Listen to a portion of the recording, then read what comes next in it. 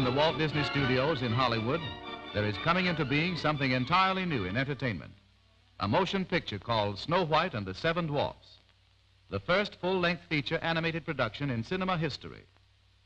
For the past 2 years in the bustling studio buildings, home of Mickey Mouse, Donald Duck, and the Three Little Pigs, their creator, Walt Disney, and his staff of 600 artists have been working intensively on the first feature, which will be released in January. In his office, the guiding genius and active head of the organization, Walt Disney, takes time out for a word of greeting. When Phil Reisman was here for the RKO convention, he visited our studios, and at the time he expressed the wish that all of you could see how these pictures were made. So we have hurriedly thrown together a little film that we hope will give you some idea of the methods involved and the great amount of work involved in the production of these pictures, in the hope that it might help you in the selling of the product. Everyone has made his own movies by drawing figures in different positions on successive pages of a pad and flipping the leaves to make the figures move. This is the fundamental principle behind the making of animated motion pictures at the Walt Disney Studios today. First step in the complex process is to create an interesting story.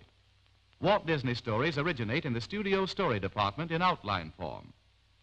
Sketchmen are then called in to make rough drawings illustrating the main action.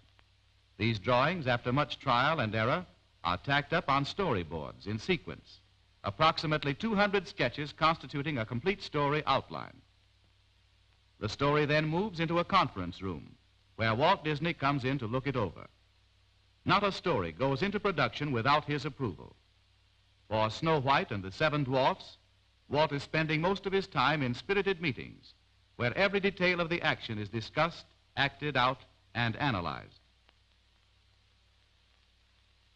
When Walt finally okays the story, it goes along to the unit animation director, who blocks it out in detail. He then consults the unit musical director, and in a series of feverish meetings, the musical score is written, played, and approved. Here again, the visual aspect of the picture is kept constantly in mind. As the music takes form, the director acts out the story to make sure the rhythm of the music fits every action. Meanwhile, other artists are taking the original rough story sketches and elaborating them into layouts, detailed stage settings which, except for the fact that they do not move, give an exact picture in color of what the finished production will look like.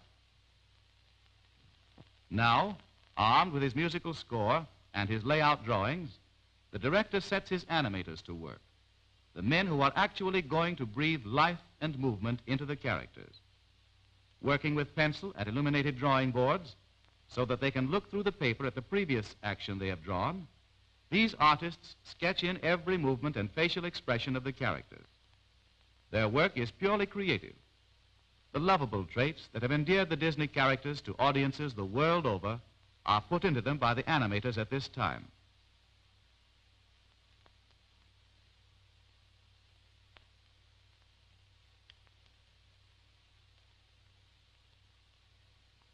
Although their work is highly imaginative, the animating artists do not rely too strongly on imagination.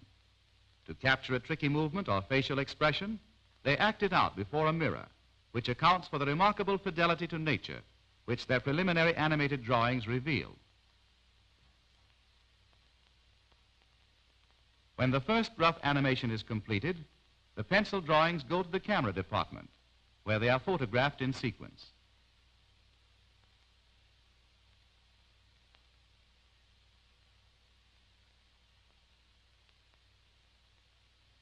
The film then goes to the laboratory, where it is developed in negative form and then returned to the animator who studies it in his moviola.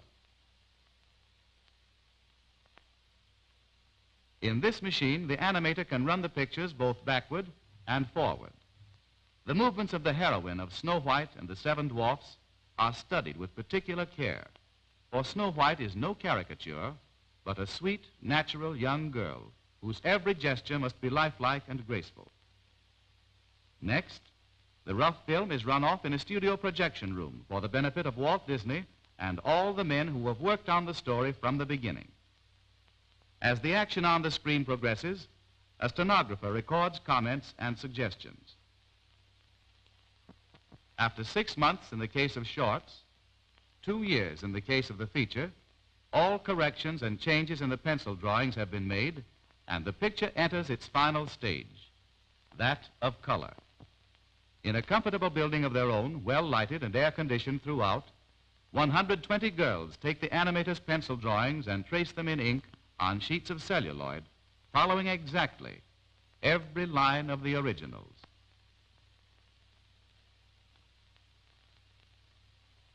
In the studio paint laboratory, where every color is specially made up from secret formulas, the delicate shadings for the current production are compounded. In all, some 1,500 different shades and colors have been developed. In the painting department, more girls take the celluloids in hand, turning them over and applying the colors on the back. More than 15,000 celluloids must be hand-colored in this way for a single Disney short subject. Most of the charm of the Disney Technicolor productions lies in the beauty of their scenic backgrounds. These are painted in watercolor. Artists have been working for months on such backgrounds as that of the corner of the Seven Dwarfs cottage. Now comes the final stage in the production cycle. Background drawings and colored celluloids go to the master camera to be photographed in Technicolor. After the camera operator places a celluloid sheet on top of a background, he presses a foot pedal.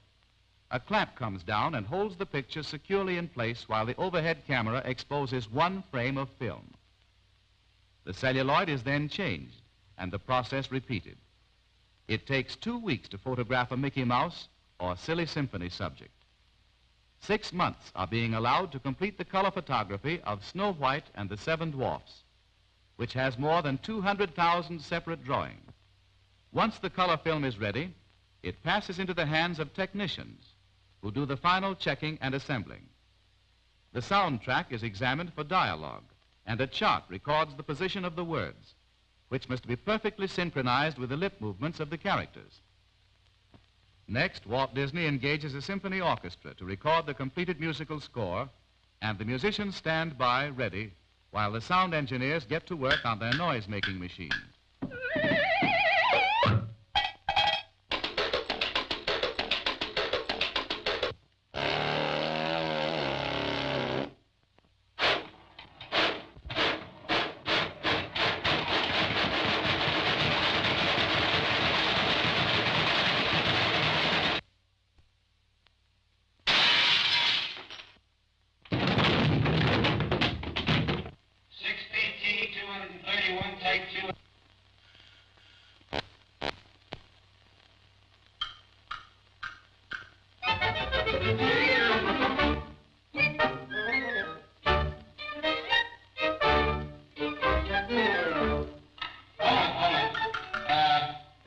In measure 153, that's where the duck gets sacked.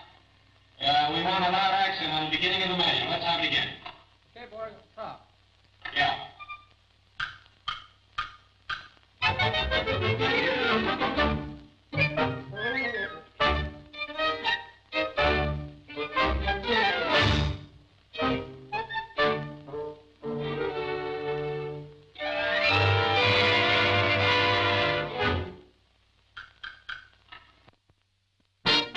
Today, all the production facilities of the Disney organization are concentrated on the completion of Snow White and the Seven Dwarfs, the studio's most ambitious project.